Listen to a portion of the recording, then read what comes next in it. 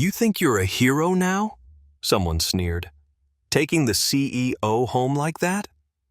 They laughed when the night technician guided the drunk CEO into her penthouse elevator.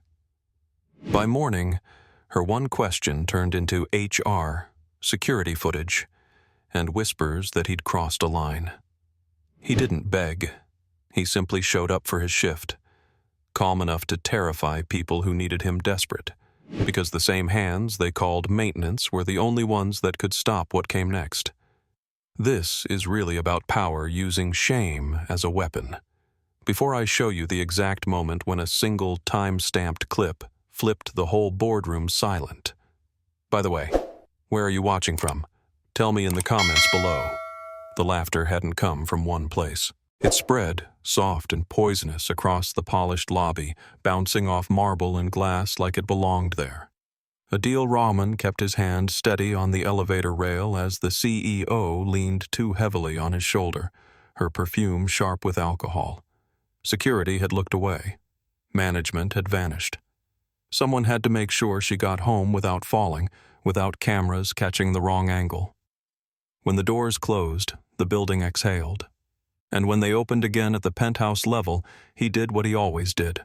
Finished the job, stepped back, disappeared. No names, no favors, just work. He clocked in the next morning like nothing had happened. Same uniform, same boots, same quiet nod to the guard who now wouldn't meet his eyes. The calm unsettled people. They expected guilt. They wanted fear. Instead, he moved through the service corridor with the unshakable rhythm of someone who knew exactly where every wall ended and every load-bearing beam began. His phone buzzed once. A school number. He didn't answer yet. He already knew what it would be about. Sammy's inhaler had been running low, and payday was still days away. That mattered more than whatever rumor had started upstairs. The summons came before lunch. HR compliance, security. A glass room meant for confessions. They didn't accuse him outright. They didn't have to. The question hovered between them, heavy and slick. Why were you alone with her? He answered simply. He'd helped. He'd left. He'd gone back to work. They exchanged looks. Notes were taken. A badge scanner chirped somewhere outside, locking him out of something he hadn't even tried to enter. Investigative leave, they called it. Temporary. Standard. For everyone's protection. Outside, the tower kept humming. Air handlers cycled. Elevators ran their loops. He felt it before he saw it. A faint vibration through the concrete under his boots. A rhythm just off from normal. He paused, palm brushing the wall, reading the building the way other men read faces. Something was wrong. Not yet dangerous, but close enough to listen. He moved toward the mechanical level out of habit, then stopped. His access was gone. Above him, banners were being installed for the upcoming investor event, lights tested, sound systems thumped to life. Money and confidence stacked higher by the minute. His phone buzzed again. This time he answered. The nurse spoke gently. His son's breathing had tightened during recess. Nothing critical yet. Could he come by after work? After work. The words landed strangely. He didn't correct her. He said yes. Always yes. As he turned to leave, a junior tech hurried past, muttering about pressure readings that didn't make sense. A consultant laughed it off nearby, talking optics, not numbers. The class divide was visible even down here. Clean shoes, nervous jokes, eyes that never looked at the pipes overhead. He stepped outside into the open air, the tower's shadow cutting the plaza in half. Above, the CEO's office windows reflected the sky, spotless and sealed. Somewhere up there, a question had been asked to save a reputation. Down here, a system was quietly drifting toward failure. He adjusted the strap of his worn backpack, feeling the familiar weight of old tools inside. Not because he was supposed to use them, because he always carried what mattered. For a moment, he considered walking away, finding another job, keeping his head down. But the building shuddered again, subtle enough that no one else noticed. He looked back at the tower, jaw set, calm settling deeper. If this place was going to test him, it had picked the wrong man. He checked the time, measuring minutes the way he measured stress loads, aware that delays compound quietly. People hurried past him, laughing, buying coffee, unaware of how thin the margin really was. He exhaled slowly, already mapping exits, redundancies, human costs. Whatever came next, he wouldn't let it crush the people who never even knew his name. The thought anchored him as sirens echoed faintly somewhere far below the city. The sirens never reached the tower. They faded somewhere below street level, swallowed by traffic and distance, leaving only the building's steady hum behind. He stood there another second, eyes tracing the glass skin upward, then turned away before anyone could mistake his stillness for hesitation. Inside, the investigative leave became real. Security stopped him at the side entrance he'd used for years. Not aggressive, not apologetic, just procedural. His badge flashed red, a small denial that carried the weight of a verdict. Someone from compliance appeared, clipboard tucked under one arm like a shield. They escorted him to a neutral room, white walls, no windows, a table scrubbed of personality. They didn't ask what happened at the gala. They asked how it looked. Did he understand boundaries? Did he understand perception? Did he understand how power complicated intent?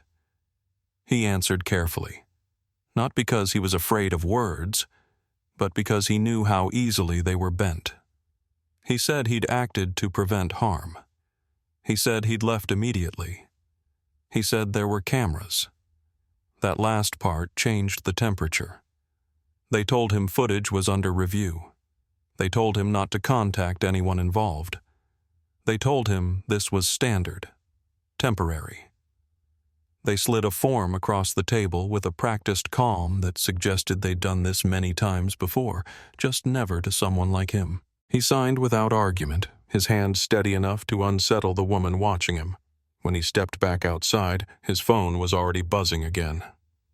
The school. He answered before the second ring finished. Sammy's breathing had stabilized, they said. Inhaler administered.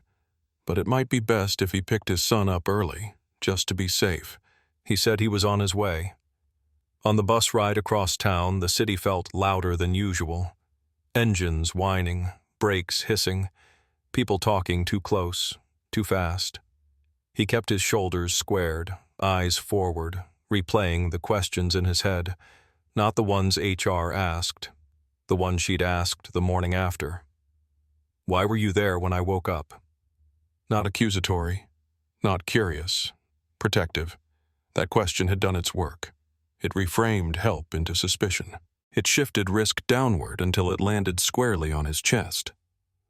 At the school, Sammy ran into his arms without hesitation, small fingers clutching fabric like it was proof the world hadn't changed.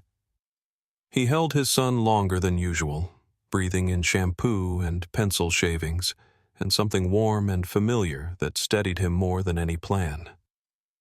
At home, he checked the inhaler dose, set a glass of water by the couch, and turned on the fan the way he always did when air felt heavy. Routine mattered. It reminded him he still had control over something. His phone chimed with an email notification, then another. HR updates, access restrictions, a reminder of confidentiality obligations, no mention of when he could return, no mention of pay. He closed the laptop without responding. Later that evening, as Sammy slept, he opened a worn notebook from his backpack. Not company property, his. Old diagrams filled the pages, notes written in a tighter, sharper hand from years ago. He flipped to a page marked with a folded corner and ran his thumb over a stamped project code that matched the tower's original filings. Upstairs, in a different part of the city, a meeting was already underway. Lawyers, advisors, language softened, risk redistributed. The narrative was being shaped carefully, like glass heated just enough to bend without cracking. Down here, a pipe groaned somewhere in the walls, He heard it even through sleep, waking before dawn, mind already turning. The vibration from earlier replayed in his bones. It wasn't random. It never was. By morning, rumors had reached places they weren't meant to. A parent at pickup gave him a look too long to be polite. A neighbor asked if everything was okay at work. Someone had talked. He dressed anyway, boots on, jacket zipped, not because he had a shift to report to, but because staying still felt like surrender. Before leaving, he glanced once more at his son, chest rising evenly now. Whatever they thought he was, whatever story they needed him to be, it wouldn't start here. It wouldn't touch this. Outside, the tower dominated the skyline as always, banners snapping in the wind, promising confidence and progress. He watched a delivery truck back into the loading dock and noticed the driver pause, listening, head tilted like he'd felt something too. He exhaled slowly. If you're still with me, subscribe and stick around. Because what they dismissed as a minor HR issue was already turning into something no policy could contain. He turned toward the bus stop, already mapping pressure points, already counting days. They thought time was on their side. They always did. The bus arrived late, brakes screaming as it lurched toward the curb. He stepped on without rushing, found a seat near the back, and kept his gaze on the window as the tower slid out of view behind concrete and traffic. Pressure points, days, loads. His mind kept measuring even as his body stayed still. By the time he got off, his phone had filled with silence. No new emails, no clarifications. That was how systems worked when they wanted you small. They waited. They let uncertainty do the cutting. At home, he made breakfast like it was a normal weekday. Toast cut into neat halves. Inhaler checked again. Backpack zipped. Sammy watched him with the quiet seriousness of a child who knew better than to ask the wrong questions. They walked to school together, hands brushing, the morning cold sharp enough to sting. At the gate, a teacher hesitated before smiling. Too careful. Too practiced. He caught it anyway. Word traveled faster than truth. On the walk back, his phone rang with an unfamiliar number. He answered after the third ring. It was compliance. Not an update. An instruction.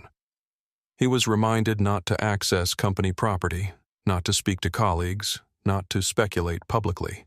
There was a pause, then a softer note added about concern for everyone involved. He thanked them for the clarity and ended the call before they could hear what he didn't say. Inside his apartment, the quiet pressed in. He sat at the small table and spread out what he had. The notebook, a printed floor plan he'd saved years ago, a folded maintenance log copied by hand. The building had been designed to impress, not to last. He'd known that even then. He'd argued it. He'd walked away when the shortcuts were approved anyway. His phone buzzed again. This time it was a message from a number he recognized but hadn't heard from in years. Hey, weird question. Are you the same guy who worked on the Hale Tower design review? He stared at the screen, then typed a single word back. Yes. 3 dots appeared, disappeared, reappeared. Thought so. There's chatter. Be careful. That was all. No promises, no rescue, just confirmation that the past hadn't stayed buried. He leaned back, exhaled, and let the weight settle. They weren't just freezing him out. They were isolating him. That meant they were afraid of something leaking. By afternoon, the sky darkened. Wind picked up, rattling the loose vent outside his window. He checked the weather, then checked the event schedule posted online. Full occupancy. Added lighting rigs. Temporary installations stacked onto permanent stress points. Someone was playing Jenga with physics. He went out again, not toward the tower, but around it. Public spaces, side streets. Places no one watched unless they had a reason. From across the plaza, he saw a consultant arguing with a facilities supervisor, both gesturing at a tablet. The supervisor looked exhausted, overruled. A vibration rolled through the ground, faint but wrong. Not loud enough to panic, just enough to warn. He took out his phone and recorded 30 seconds of ambient sound, labeling it with the date and time, then another clip from a different angle. Data didn't argue. It accumulated. As evening fell, he returned home to find an envelope taped to his door. Official letterhead. Notice of continued suspension pending review. No pay mentioned. No timeline offered. Inside, he folded it carefully and placed it under the notebook. Anger came late, like pressure building behind a dam. When it did, he let it pass through without letting it crack him. Sammy asked if everything was okay at work. He said work was complicated. That was true. That night, after his son fell asleep, he sat by the window and watched the tower lights blink on one by one. Somewhere inside, people were making decisions based on appearances and risk profiles, confident they could manage outcomes they didn't understand. He thought about walking away again, about finding another building, another job, another quiet corner of the world. But the image of the groaning pipe, the offbeat vibration, wouldn't leave him. If he stayed silent and something happened, silence would be his fault too. He opened the notebook again and tore out the folded page with the project code. Tomorrow, he'd find a way to put it where it couldn't be ignored. Outside, a gust of wind hit the tower hard enough to make the lights flicker. He watched carefully, counting seconds, already knowing the margin was thinner than anyone upstairs wanted to admit. The lights steadied again, but the flicker lingered in his head long after he pulled the curtain shut. He didn't sleep much. When he did, it was light and fractured, full of imagined stress lines and alarms that never quite sounded. By morning, his body had already decided what his mind was still pretending to weigh. He left Sammy at school with the same calm smile, the same promise to pick him up on time.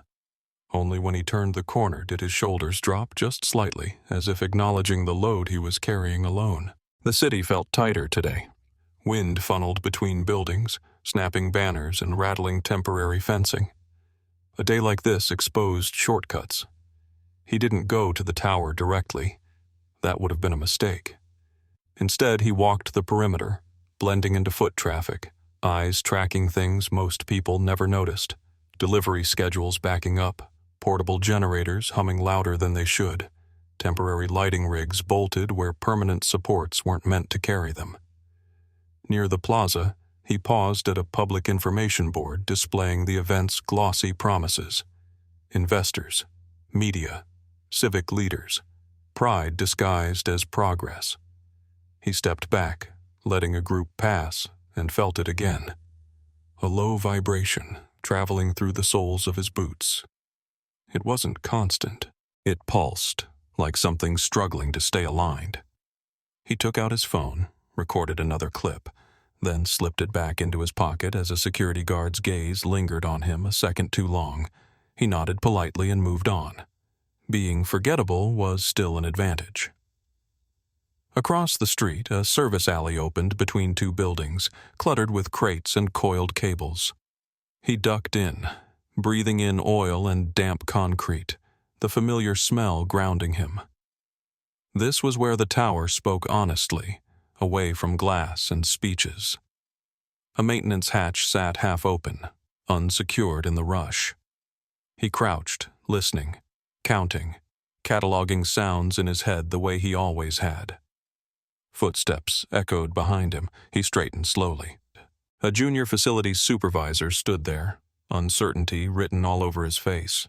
Not hostile, not confident, just tired. "You're not supposed to be here," the supervisor said, voice low. "I'm not inside," he replied evenly. The man hesitated, then glanced back toward the plaza. "They say you're, under review." He nodded once. "That's what they say." Silence stretched.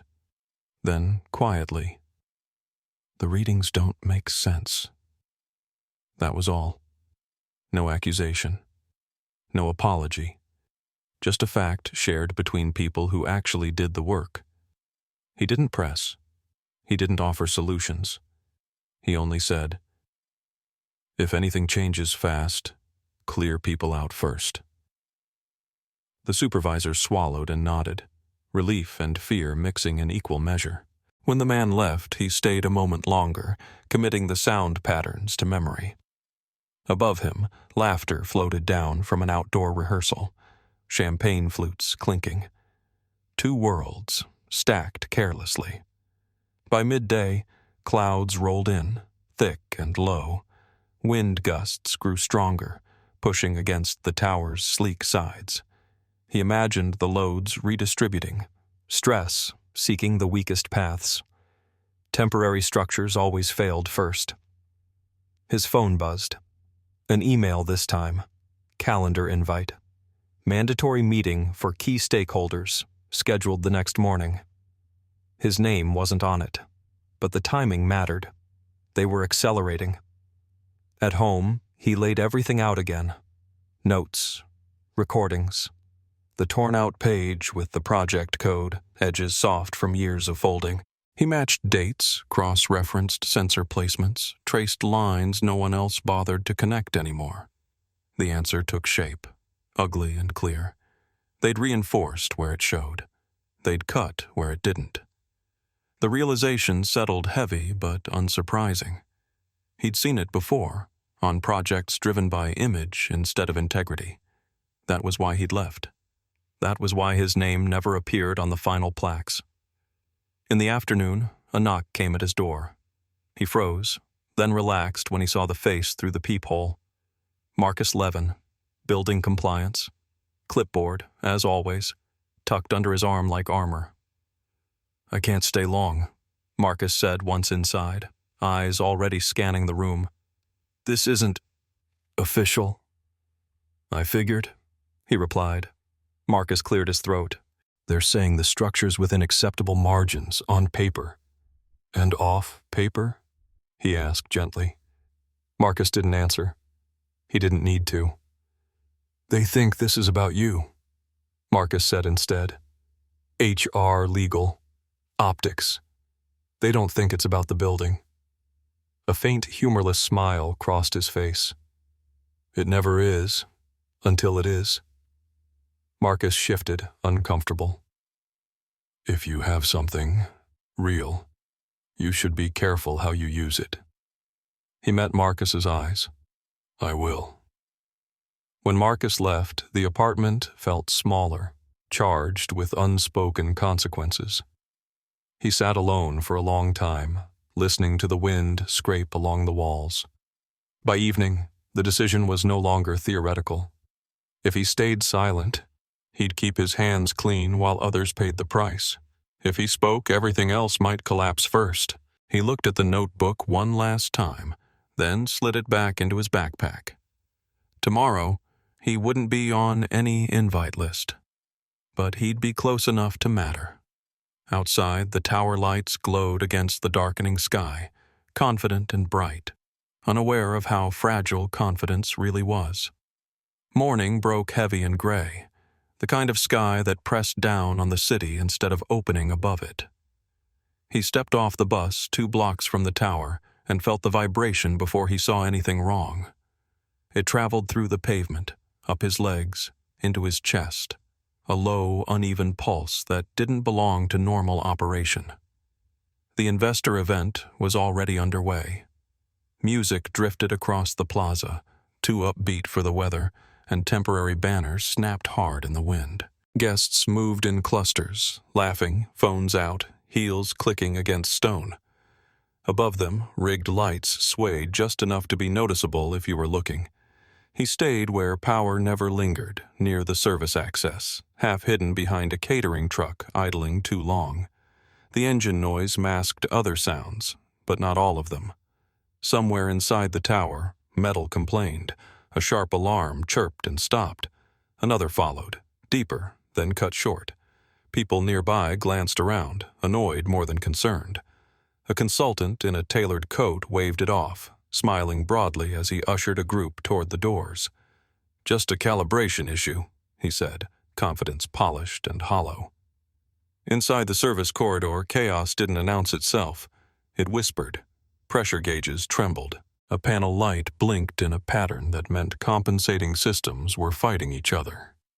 A junior tech knelt by an access port, hands shaking as he spoke rapidly into a radio that wasn't answering. He didn't wait for permission. He crouched beside the panel, eyes scanning, fingers hovering without touching. The building's rhythm told him more than the readouts ever could. Temporary loads were stressing a joint that had never been meant to carry them, and the compensation was feeding stress somewhere worse. "Back them away from the atrium," he said calmly. The tech looked up, startled. I can't authorize that." "Then I can't stop what happens next," he replied, not raising his voice. "You've got minutes." The tech hesitated, then ran. A deeper tremor rolled through the corridor, strong enough to rattle loose bolts onto concrete. Someone screamed farther down. The consultant's voice rose, sharp with irritation, demanding explanations that didn't matter anymore. He moved fast now, pulling open a secondary panel, isolating a system by feel and sound alone. The vibration changed, shifted, but didn't disappear. It never would without unloading the space above. Security flooded in, radios crackling, orders colliding. One guard grabbed his arm, shouting about authorization, liability, consequences. He shrugged the hand off, eyes never leaving the panel. "Either clear the atrium," he said, "or start counting casualties." That got through. Alarms finally screamed, long and unmistakable. Music cut, lights flickered. Guests froze, confused, then surged toward exits as staff tried to contain panic. Through the open service door, he saw the glass-walled atrium bow almost imperceptibly, stress redistributing the way he'd feared. He worked, sweat slick on his neck, movements precise and economical. Every adjustment bought seconds. Seconds were everything. A familiar figure appeared at the corridor entrance, clipboard forgotten at his side, face pale. Marcus stared at the open panel, then at him. "How do you know where to?" "Later," he cut in. "Get people out." Marcus didn't argue. He turned and ran. The vibration eased again, enough to keep the structure within a survivable margin. Not safe, but standing. Emergency lights bathed the corridor in red, painting everyone with the same urgency regardless of title. As the flow of evacuees continued, someone shoved a phone toward him, recording. He ignored it. Truth didn't need performance. Outside, sirens converged at last, real this time, echoing between buildings. Fire crews took control, their expressions shifting as they listened to a rapid explanation that didn't match the consultant's earlier assurances. He stepped back, finally allowing himself to breathe. Hands shaking now, delayed reaction catching up. Around him, people stared, whispering, piecing together what they'd just seen. If you're still here, subscribe and stay with this. Because what you just witnessed was only the beginning of the truth surfacing. Across the plaza, through the thinning crowd, he saw her for the first time since that night. The CEO stood rigid, surrounded by advisors, eyes fixed on the tower she'd trusted to hold. For a brief moment, power looked as fragile as glass. He wiped his hands on his jacket and shouldered his backpack. The building had spoken, and this time, people had listened. The sirens settled into a steady perimeter wail, no longer searching, only claiming territory. Fire crews sealed off the plaza while medics checked shaking hands and pale faces. He stood just outside the service corridor, watching command take over, knowing when to step back was as important as knowing when to step in. A responder asked who had accessed the panel. 3 people spoke at once. The junior tech pointed at him. Marcus nodded, tight and emphatic. A consultant tried to interrupt, voice sharp with authority, but the words collapsed under the weight of what everyone had just seen. He was ushered inside again, this time not as an intruder but as a resource. The building shuddered faintly, a reminder that it was still holding a grudge. He explained without flourish, pointing, tapping, describing stress paths and compensations in plain language. No jargon, no ego, just facts. The incident commander listened closely, eyes flicking between him and the panel. "You sure this holds?" "For now," he said. "But only if nothing else is added. No lights, no crowds." Outside, someone argued loudly about timelines and losses. Inside, the commander made the call to extend the evacuation radius. The consultant's protest died mid-sentence. When the CEO finally stepped into the corridor, the space tightened. Advisors hovered, whispering. Her eyes moved from the panel to his hands, then to his face. Recognition sparked, followed by something like fear. "You," she said, not accusatory, just surprised. He met her gaze evenly. "The structure's compromised," he replied. "It was before today. Today just exposed it." Her jaw set. "That's not what our reports say." "Your reports weren't written under load," he answered. "This building talks when it's stressed. Most people don't listen." A silence fell, broken only by radios crackling.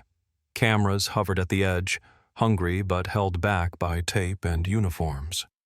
The moment balanced on a narrow edge between denial and reality. She looked to her advisors. They avoided her eyes. Marcus stepped forward, voice steady despite the tension. "We've confirmed his assessment aligns with the original design objections." Her head snapped back to him. "What objections?" "The ones that didn't make it into the final documentation," Marcus said, "because they were deemed inconvenient." The word hung there, sharp. He felt the shift then, subtle but decisive. The story was changing, no longer centered on a question of propriety but on a pattern of avoidance. The building wasn't just a backdrop anymore, it was evidence. Fire crews finished shoring temporary supports. The vibration eased again, settling into something closer to neutral, enough to breathe, not enough to forget. An investigator arrived, suit out of place among helmets and gear. He listened, took notes, asked for names. When he asked his, the room seemed to lean in. He gave it calmly. The investigator's eyebrows lifted. "You were on the original review team." "Yes." "And you're currently?" "Maintenance," he said. "On leave." The investigator nodded slowly, the pieces clicking together in a way that felt audible. "We'll need a full statement." "I'll give you one," he replied, "after everyone's safe." Outside, the crowd had thinned to onlookers and media, lenses pointed at the tower's gleaming skin now marred by caution tape and emergency lights. Rumors rippled outward, faster than any official release. She watched it all, expression guarded, calculating losses that no spreadsheet could yet quantify. When she looked back at him, her voice was quieter. "That night," she began, then stopped. "Chose a different path. You kept me from falling." He didn't respond. The building creaked softly, as if punctuating the truth. The investigator cleared his throat. "We'll be opening a formal inquiry. Structural integrity, documentation, chain of decisions." Her shoulders stiffened. "Of course." As they dispersed, the commander thanked him briefly, professionally. No praise, no ceremony, just acknowledgement.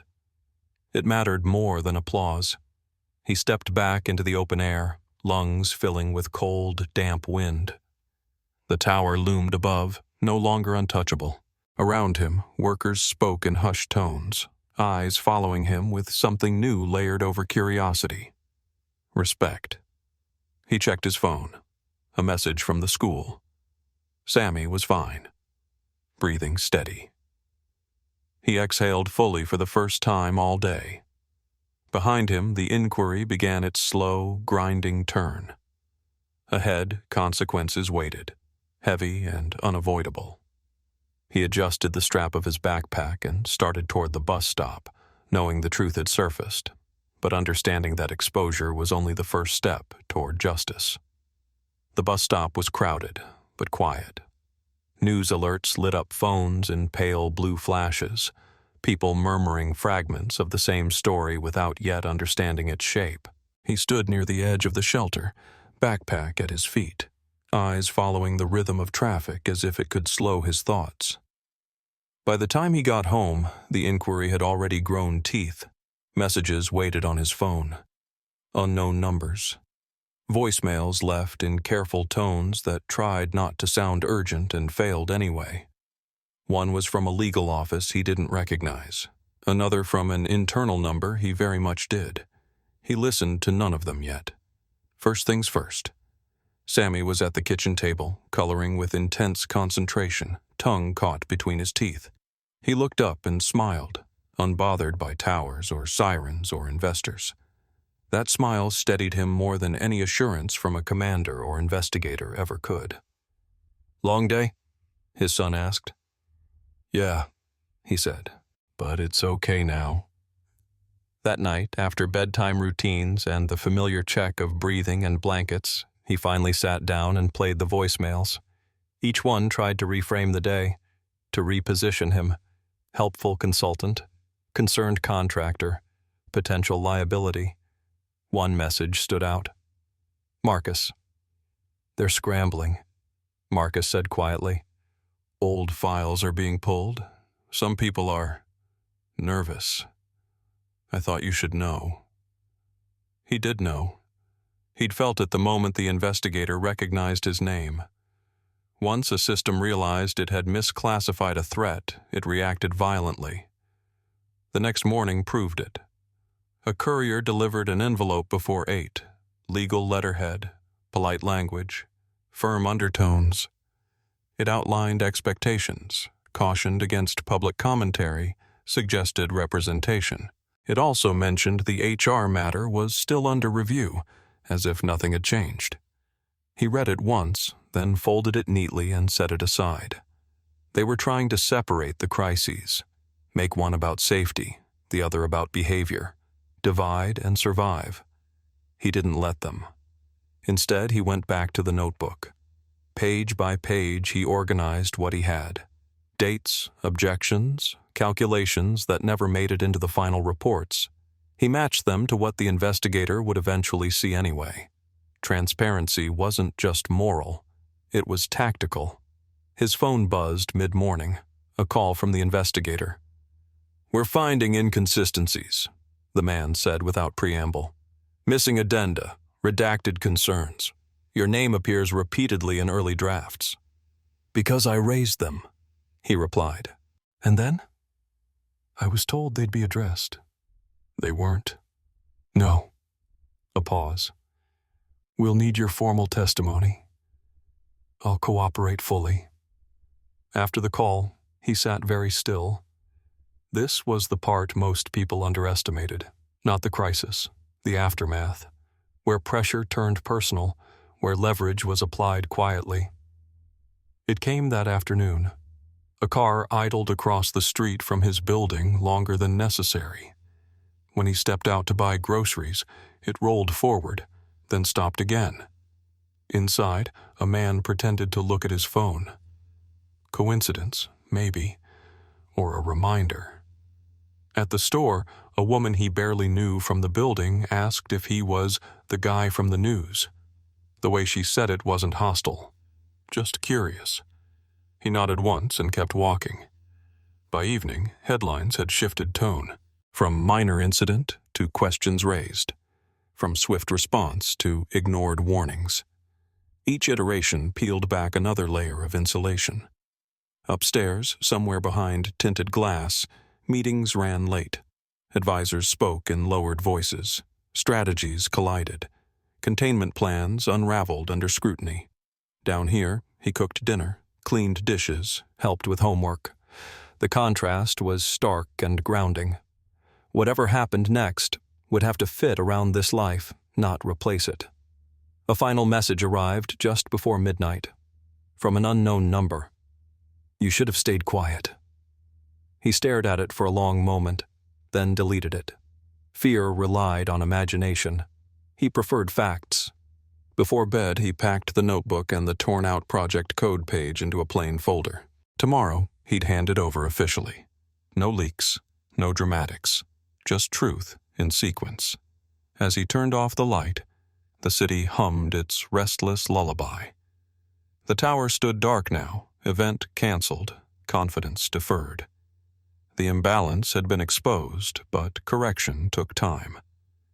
He lay awake, thinking not about revenge or victory, but about the narrow margin between neglect and catastrophe, and how often the people who noticed it first were the ones least believed. Tomorrow, the system would try again to define him. Tomorrow, he'd answer on his own terms. Morning arrived without ceremony, gray light sliding across the walls as if nothing in the city had shifted at all. He moved through the apartment quietly, letting routine anchor him. Coffee poured, bag packed, folder checked twice. The plain folder mattered more than it looked. Inside it lived the difference between an anecdote and a record. At the door, he paused, listening to Sammy breathe, steady and even. Then he left. The compliance office occupied a low building a few blocks from the tower, intentionally forgettable. No glass walls, no banners. Power didn't need spectacle here. It needed distance. He signed in, sat where he was told, and waited while footsteps passed and murmured conversations died when they noticed him. When the investigator finally called him in, the room felt heavier than it should have for its size. Files were stacked neatly on the table. Digital recorders blinked red. 2 additional officials sat in, neither offering names yet.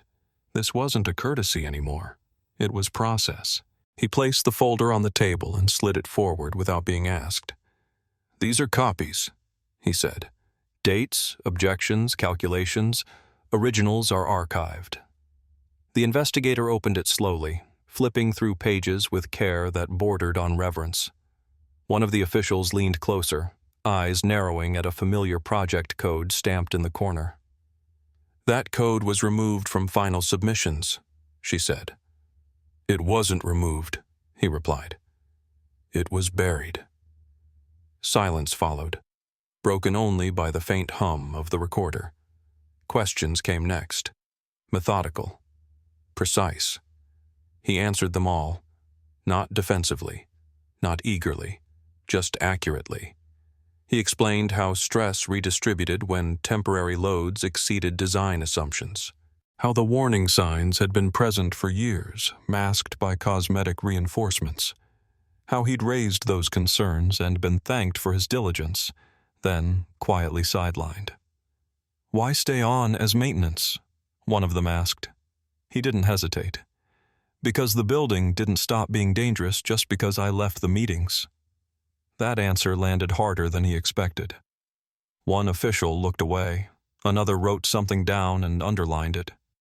When the session ended, the investigator stood and offered his hand. "You did the right thing," he said, voice low. Both times. Outside, the air felt sharper, cleaner. Not because the situation had improved, but because uncertainty had narrowed into something he could see. Across the street, a reporter lingered, camera slung low, eyes scanning faces. He stepped past without comment. The truth didn't need chasing. It was already moving. By midday, his phone buzzed with a notification he hadn't expected.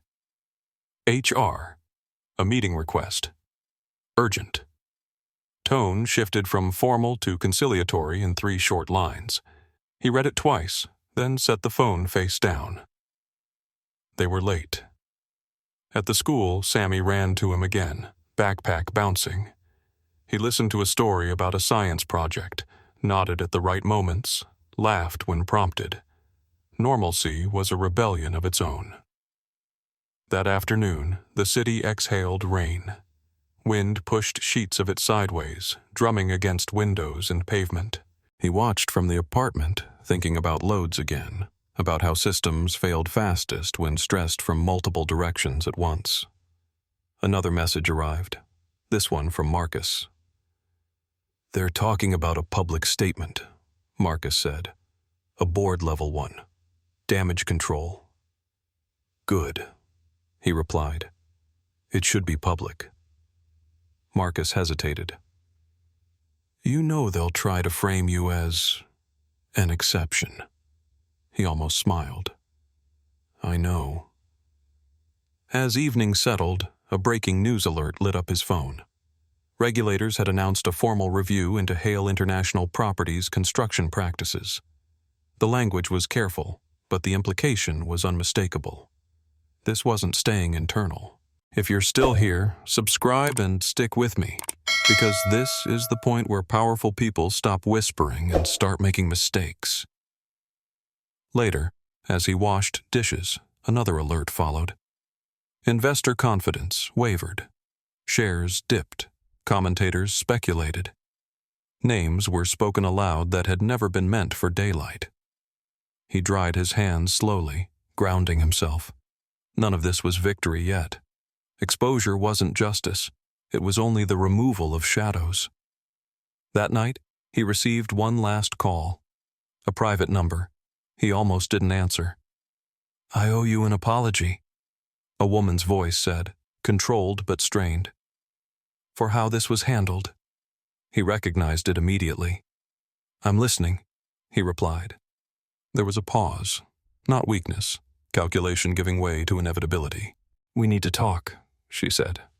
Yes, he agreed. We do. When the call ended, he stood alone in the kitchen, rain tapping steadily against the glass. The preparation was complete now. Evidence placed. Lines drawn. The next phase wouldn't be quiet. He turned off the light and looked out at the city, knowing the coming confrontation wouldn't be about saving a building anymore. It would be about who was allowed to tell the truth, and who had been counting on silence to hold forever. The rain eased by morning, leaving the city rinsed and sharp-edged. He walked Sammy to school, hand warm in his, listening to the ordinary cadence of complaints about math and lunches. At the gate, he knelt, adjusted the backpack strap, and promised pickup like a contract signed twice. On the way back, his phone buzzed with the meeting details. Boardroom. Late afternoon. Limited attendance. The phrasing tried to sound neutral, but urgency bled through the lines.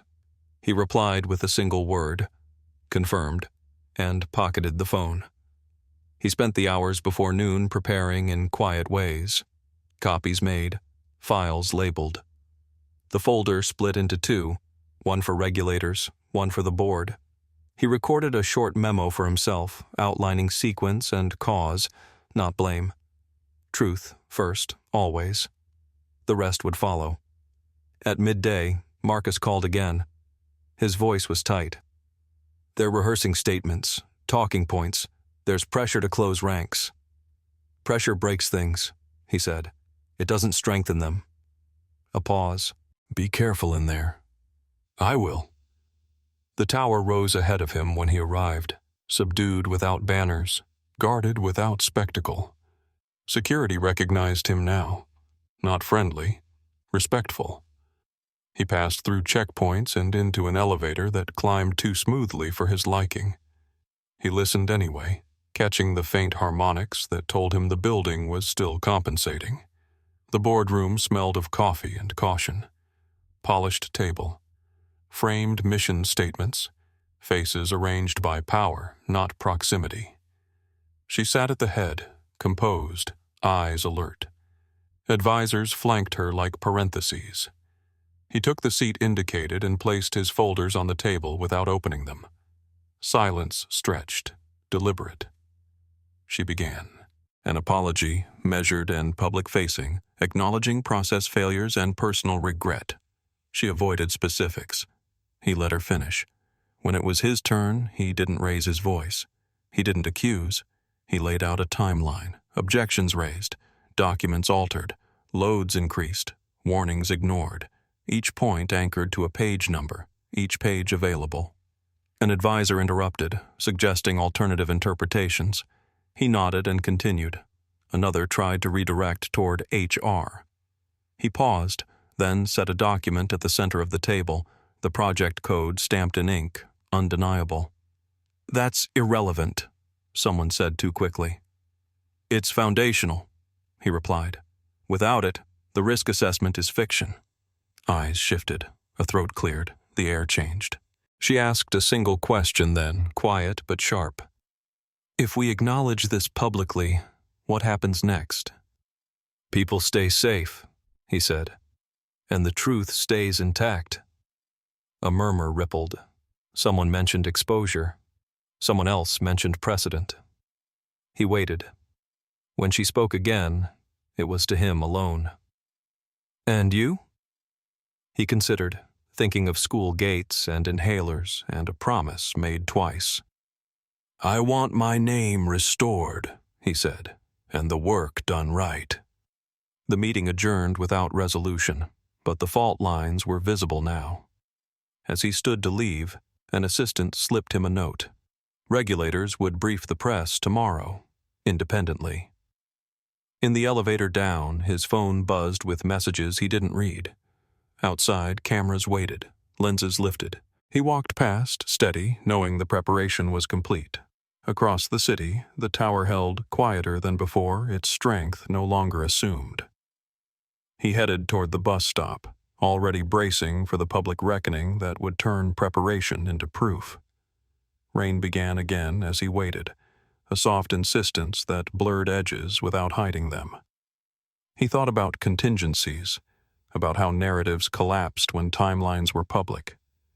He would speak when asked, not before, and he would bring the child's inhaler receipt, the suspension letter, the timestamps, to show motive without melodrama. A call came from a journalist he trusted enough to answer. He set boundaries, corrected one assumption, declined the rest. Accuracy mattered more than speed. When the bus arrived, he boarded and watched the tower recede, its silhouette thinner than yesterday. At home, he organized one last time. Clothes set out, documents clipped, a note left for Sammy's teacher. He cooked dinner early, listened to breathing, packed lunches. Ordinary tasks steadied extraordinary days.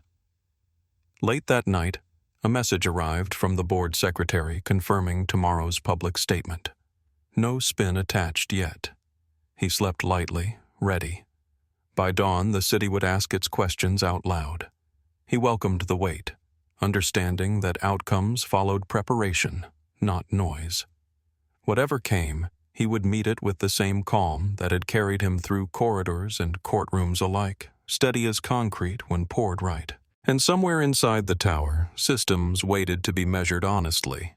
The reckoning was scheduled, the witnesses ready, the record open. He stood, breathed, and let the day approach. Nothing would be hidden now. Not from him, not from anyone. The balance had shifted. Tomorrow would prove it. Publicly, carefully, finally.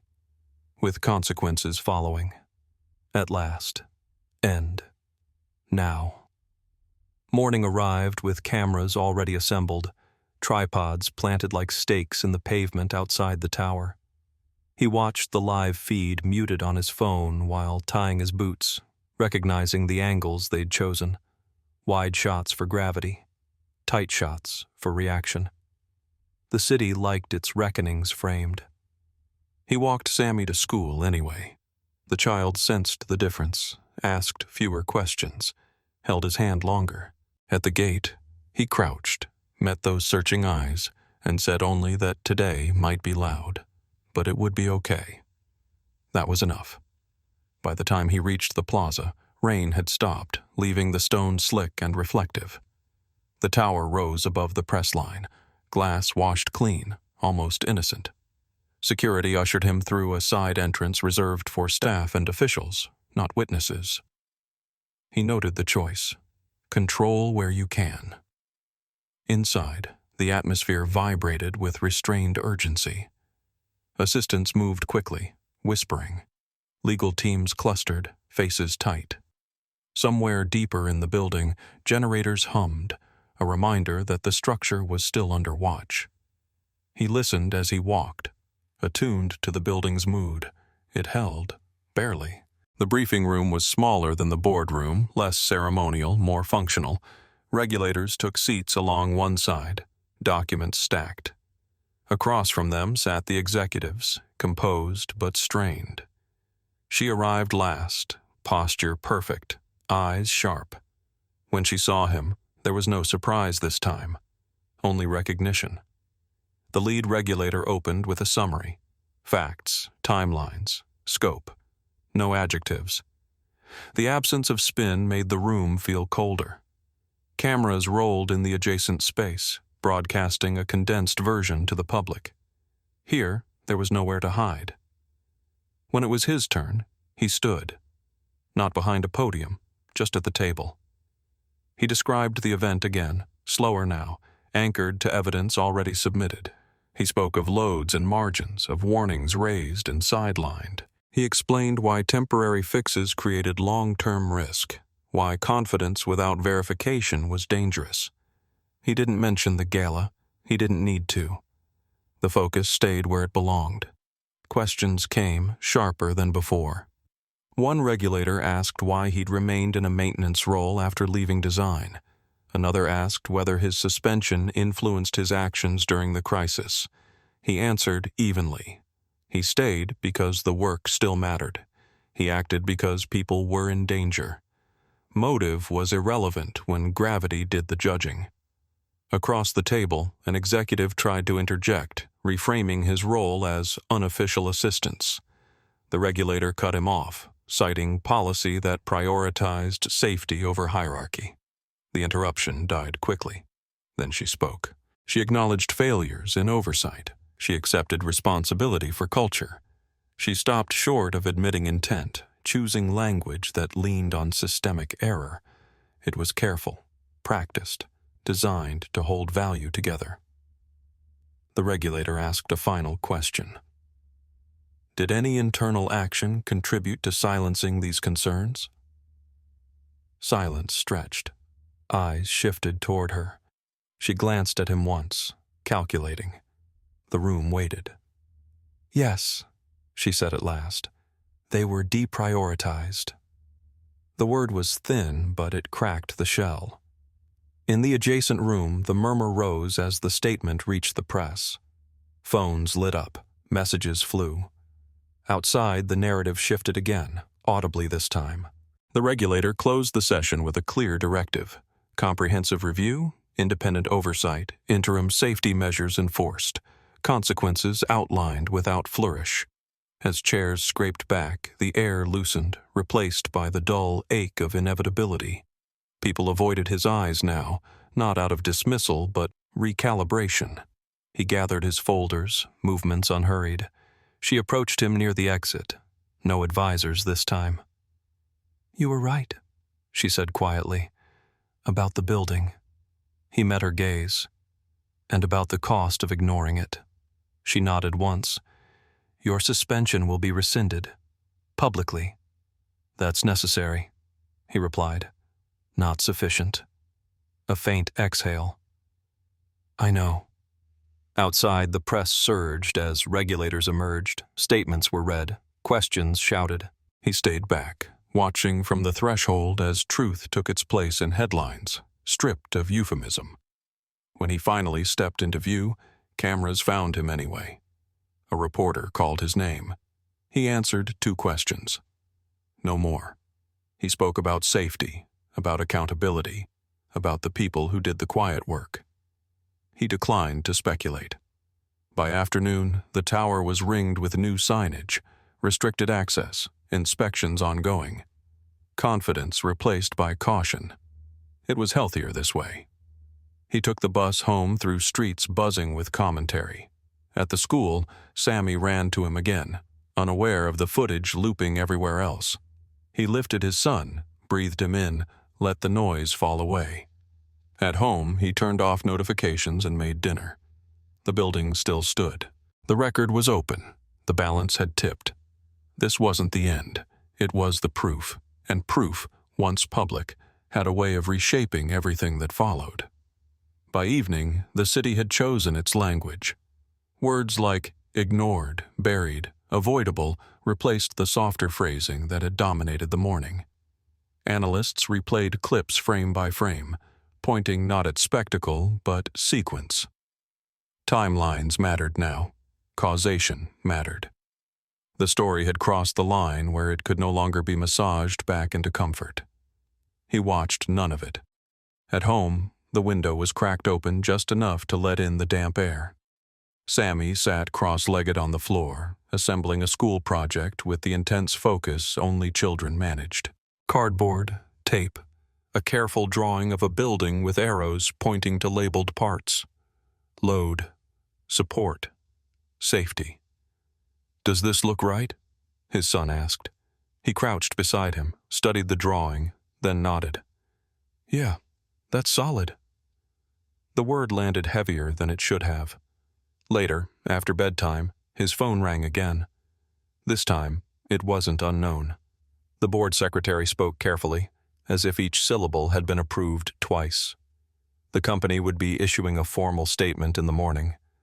Not just about the incident, about corrective actions, about personnel decisions. "And your status," she added.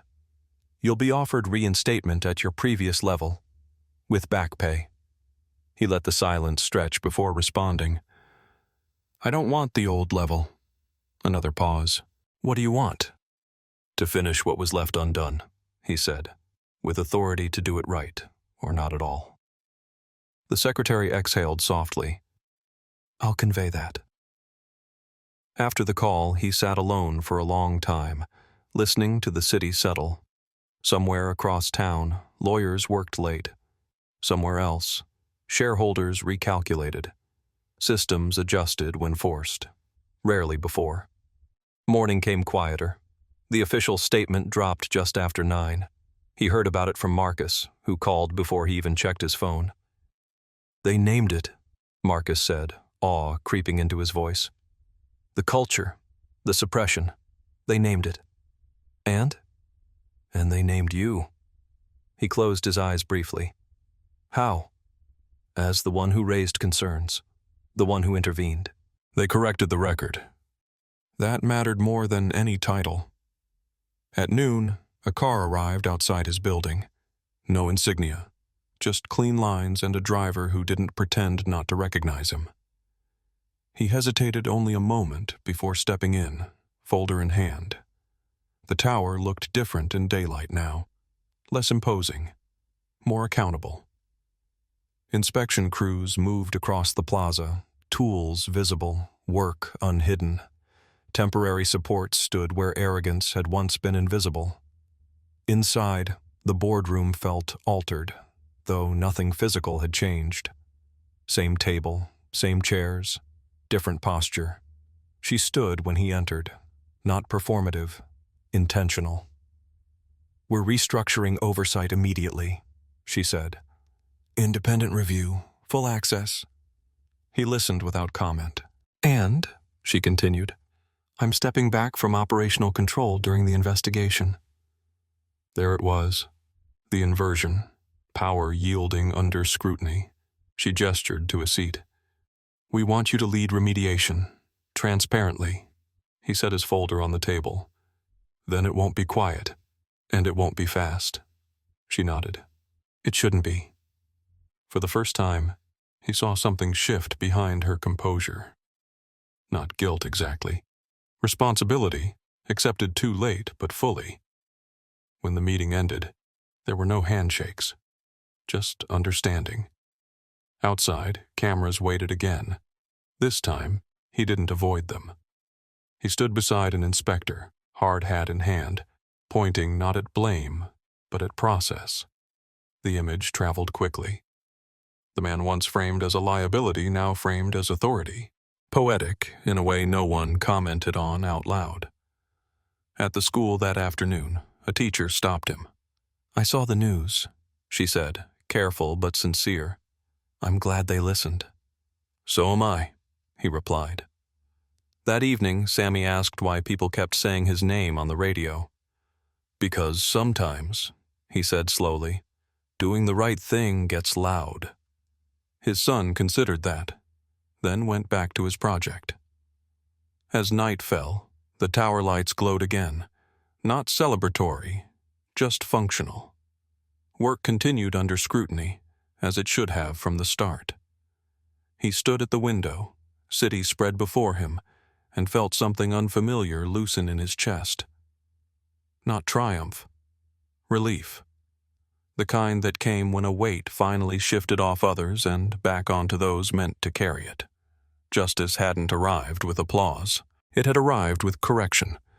And correction, once made visible, had a way of teaching even the most insulated systems how fragile silence really was. Tomorrow, the work would begin again. This time, in the open. Morning came softer than he expected. Not triumphant, not heavy, just honest. The city moved again, buses breathing at stops, doors opening, ordinary noise returning where spectacle had briefly lived. He walked Sammy to school, listened to a rambling story about a classmate, and felt the strange steadiness of promises kept. At the gate, he didn't kneel this time. He stood, waved, watched his son disappear into the building that mattered most. When he turned away, there was no crowd, no camera, only the quiet understanding that the hardest part was over. Later, he returned to the tower not as a summoned presence, but as a responsible one. Inspection crews nodded as he passed, tools visible, questions asked without fear. He moved through service corridors, listening, touching walls, checking readings, the building answering him in subtle ways. Nothing dramatic happened, and that was the point. Safety looked boring when it was done right. He documented, corrected, deferred where needed, and left notes that would outlive him. The work felt clean now, stripped of secrecy, anchored in daylight. At home, life adjusted without ceremony. Dinner cooked, homework checked, laundry folded. The news murmured from another room, careful to keep his voice measured when it used it at all. He didn't chase recognition. He answered when asked, clarified when needed, then returned to the table where small hands cut paper and colored lines. Dignity, he realized, wasn't reclaimed in a single moment.